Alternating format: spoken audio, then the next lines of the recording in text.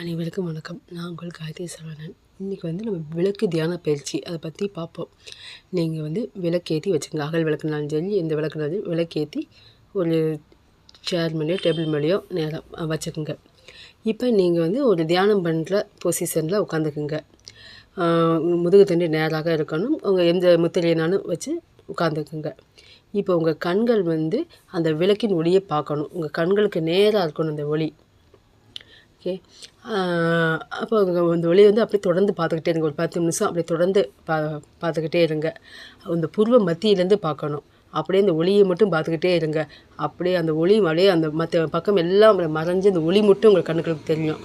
அப்போ உங்கள் கண்களை மூடி அந்த ஒளியை மட்டும் நினச்சி பாருங்கள். புருவ மத்தியில் அந்த ஒளியை வச்சு பாருங்கள். இந்த பயிற்சியை செய்ய செய்ய செய்ய உங்களுக்கு பல மிராக்கள் நடக்கும். உங்கள் வாழ்க்கையில் கண்களுக்கு சக்தி கிடைக்குங்க. வீட்டில் டெய்லி செஞ்சு பாருங்கள். நன்றி, வணக்கம்.